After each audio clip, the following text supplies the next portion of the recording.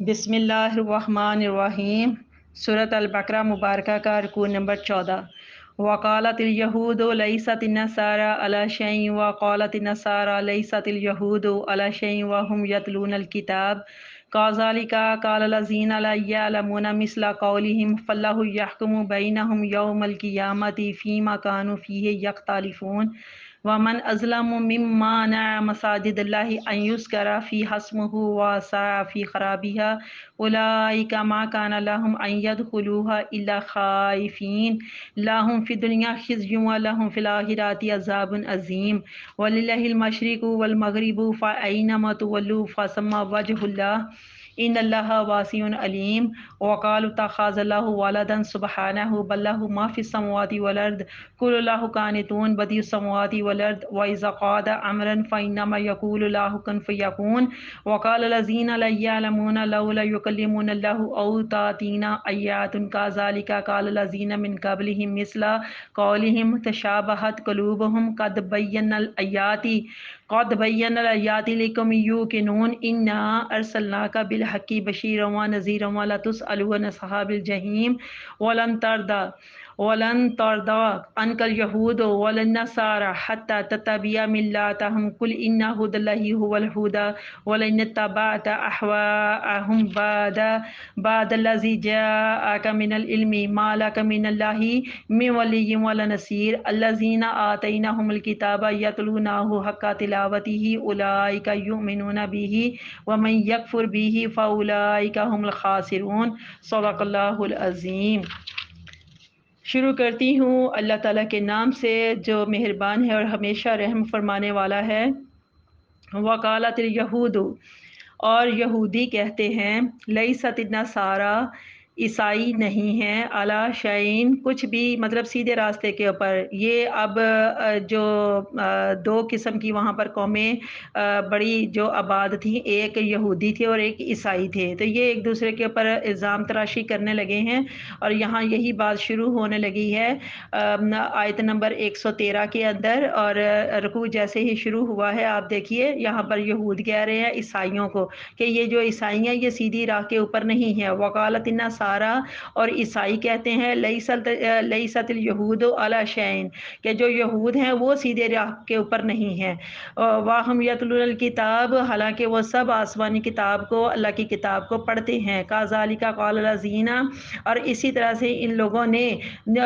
وہ باتیں کہیں، لا یعلمون، جو وہ نہیں جانتے، مثل قولہم، یا ان کی سی باتیں، فاللہ یحکم بینہم، اور اللہ تعالیٰ ان کے درمیان فیصلہ فرمائے گا، یوم القیامت، قیامت کے دن، فیما کانوا فیہ یختلفون، جن باتوں میں وہ ایک دوسرے کے ساتھ جھگڑے کیا کرتے تھے یا اختلاف کیا کرتے تھے۔ اللہ تعالیٰ قیامت کے دن پھر ان کے درمیان فیصلہ فرمائے گا اس حوالے سے جن باتوں میں وہ جھگڑے کیا کرتے تھے آپس میں۔ تو وَمَنْ أَظْلَمُ مِمَّنْ مَسَاجِدَ اللَّهِ، اور کون زیادہ ظالم ہے، من اظلم، کون زیادہ ظالم ہے کہ اس بات سے کہ وہ اللہ کی مسجدوں سے وہ روک دے، ان یذکر فیہا اسمہ، کہ جس میں اللہ تعالیٰ کے نام کا، اسمہ، اس کے نام کا، یعنی اللہ تعالیٰ کے نام کا ذکر کیا جائے، سعی کوششوں میں، سٹرگلز اور جد و جہد میں وہ کوشاں رہتے ہیں، فی خرابیہ، ان کی ویرانی میں، یعنی مساجد کے حوالے سے بات ہو رہی ہے کہ مساجد میں اللہ تعالیٰ کہتے ہیں مسجدوں، اللہ کی مسجدوں کے حوالے سے کون ظالم ہے کہ جو اس مسجد میں جانے سے لوگوں کو روک دے کہ جس میں اس کے نام کا ذکر کیا جاتا ہے، اور اس لیے وہ روکتے ہیں نا کہ اللہ تعالیٰ کی جو مسجدیں ہیں وہ ویران ہو جائیں۔ اولئک ما کان لهم ان يدخلوها الا خائفین، اور انہیں مناسب نہیں تھا کہ وہ ڈرتے ڈرتے مسجدوں میں داخل ہوتے۔ لهم فی الدنیا خزی ولهم فی الآخرۃ عذاب عظیم، ان کے لیے اللہ تعالیٰ کہتا ہے دنیا میں بھی بڑی ذلت ہے اور ان کے لیے آخرت میں بھی بڑی رسوائی ہے۔ عذاب عظیم، کون سی والی؟ بہت بڑے عذاب کی، استغفر اللہ۔ اللہ تعالیٰ کہتا ہے ان کے لیے دنیا میں بھی بہت بڑی ذلت ہے اور آخرت میں بھی ان کے لیے بہت بڑا عذاب ہے۔ وَلِلَّهِ الْمَشْرِقُ وَالْمَغْرِبُ، اور مشرق اور مغرب اللہ ہی کا ہے۔ فَأَيْنَمَا تُوَلُّوا، تو تم جدھر بھی اپنا منہ کرو، اپنا رخ کرو، تو فَثَمَّ وَجْهُ اللَّهِ، تو وہیں پر اللہ کی ذات کو پاؤ گے۔ ان اللہ واسع علیم، بے شک اللہ تعالیٰ بڑی وسعت والا ہے، رحمت والا ہے، علیم اور خوب جاننے والا ہے۔ وَقَالُوا اتَّخَذَ اللَّهُ، وہ کہتے ہیں وہ لوگ جو یعنی کہ کافر لوگ ہیں، یہودی عیسائی وغیرہ، وہ کہتے ہیں قالوا، وہ کہتے ہیں اتخذ اللہ، اللہ نے بنا لیا ہے ولدن، بیٹا، استغفر اللہ، وہ کہتے ہیں اللہ تعالیٰ نے ایک بیٹا بنا لیا ہے، سبحانہ ہو، اور اللہ تعالیٰ اس تہمت سے، یہ جو انہوں نے بہتان لگایا نا کہ اللہ نے بیٹا بنا لیا ہے، تو اللہ تعالیٰ فرماتے ہیں سبحانہ ہو، اللہ تعالیٰ اس تہمت سے پاک ہے۔ سبحان اللہ جب ہم کہتے ہیں تو اللہ تعالیٰ کی بڑی خوبصورت صفت کو ہم بولتے ہیں کہ اللہ تعالیٰ ہر عیب سے پاک ہے، ہر نقص سے پاک ہے، ہر کمی سے پاک ہے۔ اللہ تعالیٰ کی ذات میں کہیں بھی کوئی کجی یا اللہ تعالیٰ کی ذات میں کہیں بھی کوئی کمی نہیں ہے، اور اللہ تعالیٰ ہر کمی سے اور عیب سے پاک ہے۔ یہاں پر اللہ تعالیٰ نے اسی اپنی صفت کو بیان کیا ہے کہ سبحانہ، اللہ تعالیٰ اس تہمت سے پاک ہے۔ بلہ ما فی السماوات والارض، اللہ تعالیٰ فرماتے ہیں بلکہ جو کچھ آسمان اور زمین میں ہے سب اسی کا ہے، اسی کے لیے ہے۔ کل اللہ قانتون، اور سب اسی کے فرما بردار ہیں۔ بدیع السماوات والارض، اور اللہ تعالیٰ آسمان اور زمین کا موجد ہے۔ بدیع موجد کو کہتے ہیں، آگے چل کر پھر ہم اس کی تشریح کریں گے، ایکسپلینیشن جب کریں گے تو اس میں آپ کو بہت اچھی طرح سے سمجھ میں آئے گا یہ بدیع یا موجد یہ کون سے انوینٹر کی بات ہو رہی ہے۔ وَإِذَا قَضَىٰ أَمْرًا، اور جب اللہ تعالیٰ ارادہ فرماتا ہے کسی کام کا، فَإِنَّمَا، تو اللہ تعالیٰ فَإِنَّمَا يَقُولُ، تو صرف اتنا اللہ تعالیٰ حکم دیتا ہے، اتنا کہتا ہے کہ لا ہو، اس کے لیے کن، ہو جا، بن جا، فَيَكُونُ، تو وہ کام ہو جاتا ہے، وہ چیز بن جاتی ہے۔ وَقَالَ الَّذِينَ لَا يَعْلَمُونَ، اور کہتے ہیں وہ لوگ جو کچھ نہیں جانتے، لولا یکلمون اللہ، کہ اللہ تعالیٰ ہمارے ساتھ کلام کیوں نہیں کرتا، اللہ تعالیٰ ڈائریکٹ ہمارے ساتھ بات کیوں نہیں کرتا، او تاتینا آیاتن، یا آیاتن، یا اللہ کی ہمارے پاس کوئی نشانی کیوں نہیں آتی، کا ذالک قال الذین، اللہ کہتا ہے من قبلہم، اسی طرح سے ان سے پہلے جو گزر گئے ہیں لوگ وہ بھی اسی طرح کی باتیں کہتے تھے، مثلا قولہم، ان کی مانند، ان کے جیسی، اللہ کہتے ہیں ان کے جیسی ایسی بے سروپا باتیں ان سے جو پہلے لوگ گزر گئے، اللہ کہتا ہے وہ بھی ایسی ہی باتیں کہا کرتے تھے۔ تشابہت قلوبہم، تو اس لیے اللہ کہتا ہے ان سب کے دل ملتے جلتے ہیں۔ تشابہ، اللہ کہتے ہیں ان کے دل ملتے جلتے ہیں۔ قد بینا الآیات لقوم یوقنون، اور بے شک اللہ کہتا ہے ہم نے تو صاف صاف بیان کر دی ہیں اپنی نشانیاں اس قوم کے لیے جو یوقنون، یقین رکھتے ہیں۔ انا ارسلناک، اللہ کہتا ہے بے شک ہم نے بھیجا ہے، بالحقی، آپ کو حق کے ساتھ۔ اللہ تعالیٰ اپنے محبوب صلی اللہ علیہ وسلم کو مخاطب کر کے کہہ رہے ہیں کہ بے شک ہم نے آپ کو حق کے ساتھ بھیجا ہے، کیا بنا کے، بشیرن، خوشخبری دینے والا، و نذیرن، اور ڈرانے والا، اور یہ ڈرانے والا کس سے، اللہ تعالیٰ کے عذاب سے ڈرانے والا۔ ولا تسألوا عن اصحاب الجحیم، جہیم، اور اللہ کہتا ہے لا تسألوا، اور آپ سے کسی قسم کی کوئی پوچھ گچھ نہیں ہوگی، کوئی سوال نہیں کیا جائے گا، عن اصحاب الجحیم، ان جہنم کے لوگوں کے حوالے سے، ان دوزخیوں کے حوالے سے آپ سے کوئی باز پرس نہیں ہوگی۔ وَلَن تَرْضَىٰ عَنْكَ الْيَهُودَ وَلَا النَّصَارَىٰ، اور اللہ کہتا ہے یہ لوگ ہرگز راضی نہیں ہوں گے، ان کا تجھ سے، یعنی آپ سے۔ اللہ کہتا ہے میرے محبوب صلی اللہ علیہ وسلم یہ جو یہودی اور یہ جو نصارہ ہے نا، عیسائی لوگ، یہ آپ سے کبھی بھی راضی نہیں ہوں گے، حتیٰ یہاں تک کہ تتبع ملتہم، آپ ان کے دین کی پیروی بھی کرنے لگ جائیں۔ کل، اے میرے محبوب صلی اللہ علیہ وسلم آپ ان کو بتا دیجئے، ان ہود اللہ، بے شک ہدایت تو وہی ہے، ہود اللہ، جو اللہ کی ہدایت ہے نا، هو الہدا، یہی اصل ہدایت ہے، یعنی جو اللہ تعالیٰ کا بتایا ہوا راستہ ہے یہی سیدھا راستہ ہے۔ وَلَئِنِ اتَّبَعْتَ أَهْوَاءَهُمْ، اور اگر اللہ کہتا ہے آپ پیروی کریں گے ان کی خواہشوں کی، ان کی، احواہم، ان کی خواہشوں کی، اللہ تعالیٰ کہتے ہیں اگر آپ ان کی پیروی کریں گے، بعد الذی جاءک من العلم، اس کے بعد بھی کہ جب آپ کے پاس علم آ چکا، تو مالک من اللہ،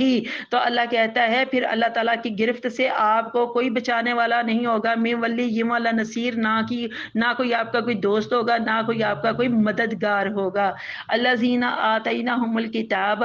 اللہ کہتا ہے کہ یہ جو لوگ ہیں نا جن کو ہم نے کتاب دی ہے، یتلونہ حق تلاوتہ، وہ اس کی تلاوت ایسے کرتے ہیں جیسے اس کی تلاوت کرنے کا حق ہوتا ہے، یعنی جیسے اس کی تلاوت کرنے کا حق ہے نا اسی طرح سے اس کا حق ادا کرتے ہیں، اولئک یؤمنون بہ، اور یہی وہ لوگ ہیں جو ایمان لائے ہیں اس کے ساتھ، ومن یکفر بہ، اور جو کوئی اس کا انکار کرتا ہے، جو کوئی اس کے ساتھ کفر کرتا ہے، فاولئک هم الخاسرون، تو یہی وہ لوگ ہیں جو خسارہ اٹھانے والے ہیں، جو نقصان اٹھانے والے ہیں۔ صدق اللہ العظیم۔ تو نمبر 14 کی جو پہلی آیت ہے، آیت نمبر 113، آیت نمبر 113 ہے، اس کا پہلے تو ہم پس منظر دیکھتے ہیں کہ اس میں ایسی کون سی بات ہے جس کی وجہ سے اللہ تعالیٰ نے یہ اتنی بات کہی ہے۔ تو نجران یہ ایک ایریا ہے جس کی نشاندہی کی گئی ہے، مفسرین اور علماء کرام کتابوں کے اندر بتاتے ہیں کہ نجران کے عیسائی وہ بارگاہ رسالت میں جب حاضر ہوئے تو ان کی آمد کی خبر سن کر جو یہودیوں کے علماء تھے وہ بھی وہاں پر پہنچ گئے، تو دونوں فریقین میں یہودیوں اور جو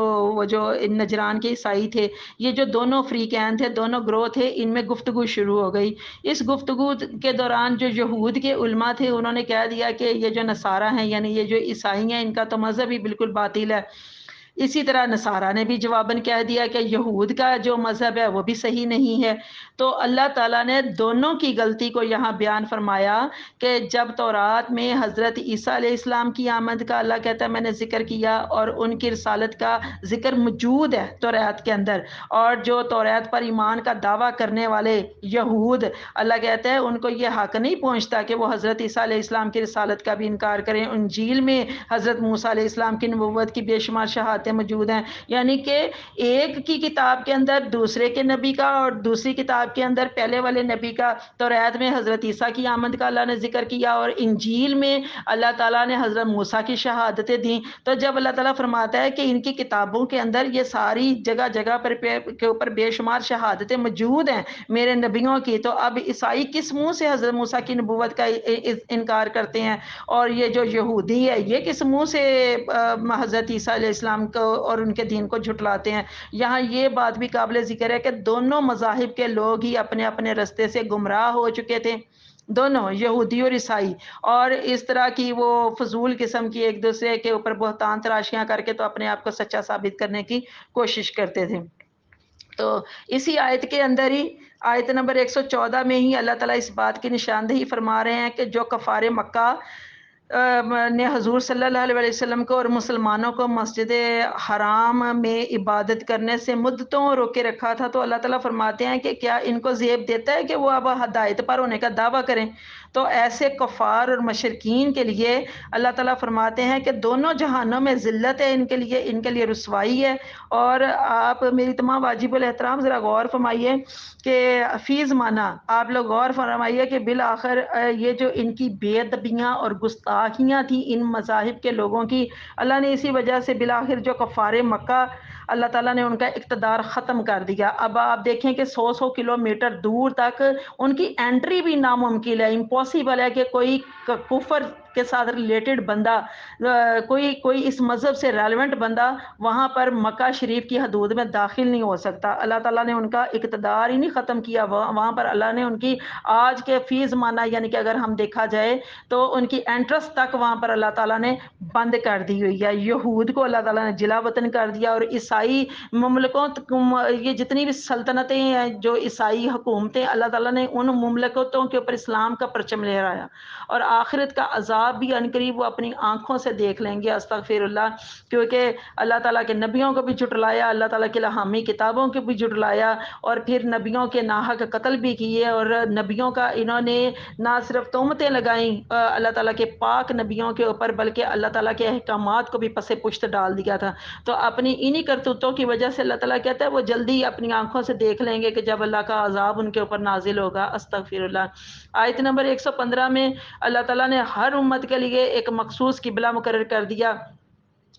تو سب سے پہلا اللہ تعالیٰ نے بیت المقدس جو یہودیوں کے لیے مقرر کیا تھا، وہی بیت المقدس عیسائیوں کا تھا، وہی مسلمانوں کا تھا۔ اور مسلمانوں کے حوالے سے جب حضور صلی اللہ علیہ وسلم کے دل میں یہ خیال پیدا ہوا کہ کہیں یہ لوگ یہ نہ سمجھے کہ ہم ان کے دین کی پیروی کر رہے ہیں، تو اللہ تعالیٰ تو دلوں کے حال خوب جانتا ہے، کوئی اپنے محبوب صلی اللہ علیہ وسلم کے دل کے اندر پیدا ہونے والے خیال کا اللہ کو نہ پتہ چلا ہوگا۔ اللہ تعالیٰ نے اسی چیز کو اللہ تعالیٰ نے فوراً اللہ تعالیٰ نے مسلمانوں کا جو قبلہ تھا وہ بیت اللہ شریف شریف مقرر فرما دیا، اور اس طرح سے یہودیوں کا بیت المقدس اور مسلمانوں کے لیے بیت اللہ شریف، تو یہ الگ الگ سمتیں تھیں، دونوں اپوزٹ ایک دوسرے کی یہ جو سمتیں تھیں۔ تو یہ لوگ وقت کے گزرنے کے ساتھ ساتھ یہ خیال کرنے لگے کہ یہ جو ڈائریکشنز ہیں قبلے کے حوالے سے ہمارے لیے مقرر کی گئی ہیں، تو یہ کسی اپنی ذاتی خصوصیت یا خوبی کے باعث اللہ تعالیٰ نے یہ قبلہ مقرر کیا ہے۔ تو اس آیت میں انہی غلط فہمیوں کا اللہ تعالیٰ نے ازالہ کیا ہے۔ اللہ نے فرمایا کہ تمام سمتیں، چاہے وہ مشرق ہو یا مغرب، شمال ہو یا جنوب، سب اللہ کی ہیں،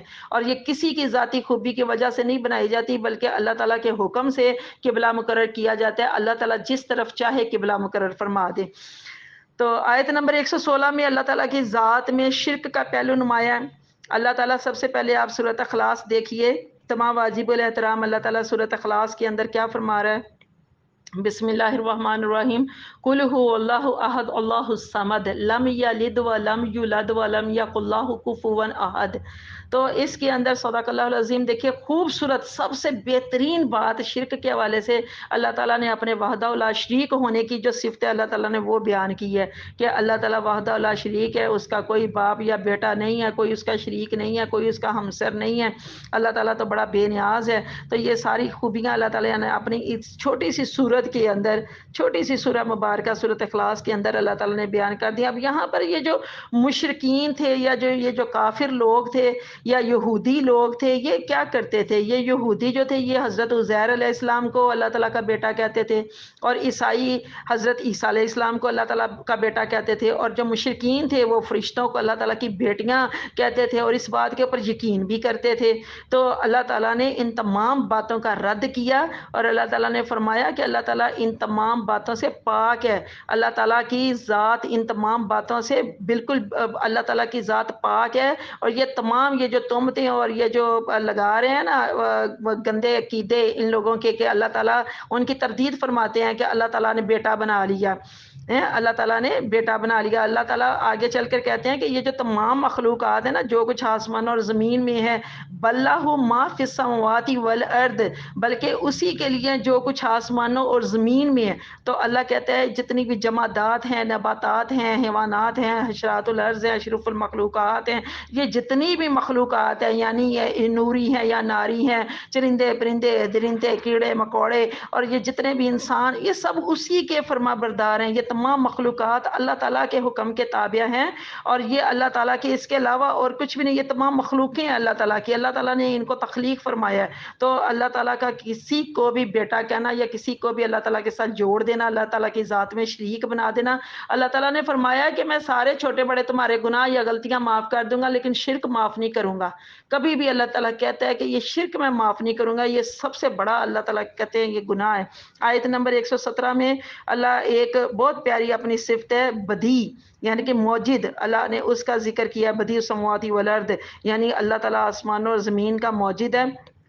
سب سے پہلے تو موجد دیکھیے، موجد ایجاد کرنے والا، یہ جو انوینٹرز ہوتے ہیں عام روٹین میں بھی آپ دیکھیں جو نئی نئی چیزیں ایجاد کرنے والے یا بنانے والے جو ہوتے ہیں ان کو ہم موجد یا انوینٹرز کہتے ہیں۔ یہاں پر اللہ بھی ایک انوینٹر ہے، لیکن تمام جتنے بھی موجد ہیں ان سب سے بڑا انوینٹر ہے جس نے ساتوں آسمانوں کو بنایا، زمین کو بنایا، سات سمندر بنائے، پہاڑ بنائے، سورج چاند ستارے بنائے، اتنی بڑی بڑی تخلیقات بنائی، تمام جتنی بھی پروڈکٹس ہیں یا مصنوعات ہیں اس کائنات کے اندر وہ اللہ تعالیٰ نے بنائی۔ تو اللہ تعالیٰ سب سے بڑا ثانیہ بھی ہے، اور اللہ تعالیٰ سب سے بڑا موجد بھی ہے۔ اور یہ جو موجد کا لفظ ہے یہاں پر اس حوالے سے بھی موجود ہے کہ اللہ تعالیٰ نے وہ چیزیں بنائی جو اللہ تعالیٰ سے نہ پہلے کسی نے بنائی، نہ اللہ تعالیٰ کے بعد میں کوئی ایسی چیزیں بنانے والا ہے یا ہوگا، کبھی بھی نہیں، کبھی بھی نہیں۔ کیا کوئی آسمان جیسا اللہ نے بنایا بنا سکتا ہے؟ جس طرح سے اللہ تعالیٰ نے سورج چاند ستارے بنایا، کیا ایسا کوئی بنا سکتا ہے؟ اللہ تعالیٰ نے جیسی یہ مخلوقات اللہ نے بنائی ہوئی، کیا بنا سکتا ہے کوئی؟ اللہ تعالیٰ نے روح پیدا فرمائی ہے، کیا کوئی روح بنا سکتا ہے؟ اس طرح کے بت تو بنا سکتا ہے، بت تو بنا سکتا ہے، ٹھیک ہے، لیکن کیا اس کے جیسی اللہ تعالیٰ نے جو روح اللہ نے پیدا فرمائی ہے، تخلیق فرمائی، کیا ایسی کوئی روح بنا سکتا ہے؟ تو سب سے بڑا موجد اور ثانیہ اللہ تعالیٰ کی ذات ہے، اور ایسا اور کوئی ہو ہی نہیں سکتا۔ اور سب سے خوبصورت بات اللہ کہتا ہے یہ سب بنانے کے لیے نا میں کہتا ہوں کن اور فیکون، صرف اتنا کہتا ہوں ہو جائے یا بن جائے تو وہ بن جاتی ہے۔ مجھے لمبے چوڑے کی اللہ تعالیٰ کہتا ہے کوئی پلاننگ کی ضرورت نہیں ہوتی، جیسے انسان پلان کرتے ہیں، بڑے بڑے منصوبے بناتے ہیں، پھر ایک عمارت ہی بنانی ہوتی ہے تو اس کو بلڈ اپ کرنے کے لیے، اس کی کنسٹرکشن کے لیے کتنے آدمیوں کی ضرورت ہوتی ہے، اور کتنے لوگ اور کتنی مشینریاں مل کر پھر جا کر ایک عمارت بنتی ہے۔ تو یہاں پر تو اللہ تعالیٰ کو نہ کسی سے مشورہ لینے کی ضرورت ہے، نہ کسی سے اجازت لینے کی ضرورت ہے، نہ اللہ تعالیٰ کو اپنے علاوہ کسی اور کی ہیلپ کی ضرورت ہے۔ اللہ اکیلا ہی وحدہ لا شریک خود ہی کافی ہے یہ سب کچھ بنانے کے لیے۔ تو اللہ تعالیٰ یہاں پر اس اپنی خوبصورت صفت کی ایک اور بات کی اللہ تعالیٰ نشانی فرما رہے ہیں۔ اللہ کہتا ہے میں تو بس کہتا ہوں کن اور وہ فیکون۔ تو اللہ تعالیٰ کو لمبے چوڑے پلان کی ضرورت نہیں ہے، بس وہ ارادہ فرماتا ہے، وہ صرف ارادہ فرماتا ہے اور وہ چیز ہو جاتی ہے یا وہ کام ہو جاتا ہے۔ یہاں پر آگے چلتے ہیں، آگے چل کر اللہ تعالیٰ نے ایک اور بات کی طرف نشاندہی کی ہے اپنے محبوب صلی اللہ علیہ وسلم سے۔ یہ فرمایا کہ اے میرے محبوب، آپ کو میں نے حق کے ساتھ بھیجا ہے، بشیر بنا کے، نذیر بنا کے۔ تو یہ لوگ جو ہیں، یہ جو جہنم کے جو لوگ ہیں، ان کے بارے میں آپ سے کسی قسم کی بات پرس نہیں ہوگی۔ اور اللہ کہتا ہے کہ چاہے آپ ان کے دین کی بھی پیروی کرنے لگ جائیں نا، ان کے پیچھے لگ کے، تو یہ پھر بھی راضی نہیں ہوں گے، یہ پھر بھی تو بے شک جو ہدایت ہے، اصل جو رستہ ہے وہ تو اللہ کا ہی رستہ ہے۔ تو اللہ تعالیٰ کہتا ہے کہ آپ کے پاس علم میں نے آیا، علم بھیجا ہے، آپ کے پاس علم آیا، آپ کے پاس تمام روشن نشانیاں آئی ہیں، بینات ہی۔ اللہ تعالیٰ کہتا ہے کھلی کھلی اور صاف صاف، اللہ تعالیٰ کہتا ہے آپ کے پاس نشانیاں آئیں، علم آیا۔ اس کے بعد بھی اگر آپ ان کے دین کی پیروی کریں گے، اگر ان کی خواہشوں کو، ان کو خوش کرنے کے لیے ان کے نفسوں کی پیروی کریں گے، ان کی خواہشوں کی پیروی کریں گے، تو اللہ تعالیٰ پھر فرماتے ہیں پھر گرفت ہوگی۔ اللہ تعالیٰ کہتے ہیں پھر یہ جو اللہ تعالیٰ کی گرفت ہے نا، اس سے بچانے والا نہ کوئی آپ کا دوست ہوگا، نہ کوئی نصیر، نہ کوئی آپ کا مددگار ہوگا۔ یعنی اللہ تعالیٰ اس بات کی اللہ تعالیٰ سختی کے ساتھ تنبیہ کر رہے ہیں کہ ایسا نہیں کرنا، ایسا نہیں کرنا، ان کافروں کے، ان مشرکوں کے، ان یہودیوں عیسائیوں کے پیچھے نہیں لگنا، ان کے خواہشوں کی نہ پیروی کرنی ہے، ان کو راضی کرنے کے لیے ان کے دین کو فالو کرنا ہے۔ تو اللہ تعالیٰ فرماتے ہیں کہ جو اس کتاب کو تلاوت کرتے ہیں، جیسا کہ اس کو تلاوت کرنے کا، پڑھنے کا حق ہے، تو یہی وہ لوگ ہیں جو اللہ کہتا ہے ایمان والے ہیں، اور جو لوگ پھر بھی انکار کرتے ہیں تو یہی وہ لوگ ہیں جو نقصان اٹھانے والے ہیں، خسارہ اٹھانے والے ہیں۔ استغفر اللہ۔ اللہ تعالیٰ ہمیشہ ہمیں اپنا اور اپنی شریعت کا، اپنے احکامات کا فرما بردار رکھے، اور اپنے محبوب صلی اللہ علیہ وسلم کے اوپر جو اللہ تعالیٰ نے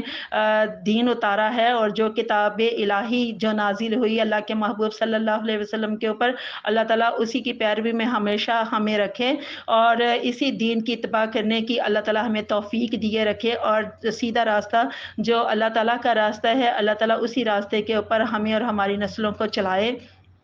اور تمام عالم اسلام کو اللہ تعالیٰ ایک پلیٹ فارم پر اللہ تعالیٰ جمع فرمائے۔ اسی دعا کے ساتھ آج کا رکوع مکمل کرتے ہیں۔ اللہ تعالیٰ ہمیں ان تمام باتوں کو سمجھنے کی اور عمل کرنے کی توفیق عطا فرمائے۔ آمین، اللہم آمین۔ جزاک اللہ خیرا کثیرا۔ السلام علیکم ورحمۃ اللہ۔ میرے اس چینل قرآن ہماری زندگی کو آپ سب لائک بھی کیجئے، کمنٹ بھی کیجئے، اور سبسکرائب کے ساتھ ساتھ بیل آئیکن کو بھی دبا دیں تاکہ میری تمام ویڈیوز آپ کو بر وقت ملتی رہیں۔ اللہ تعالیٰ آپ سب کا حامی و ناصر ہو۔ اللہ حافظ۔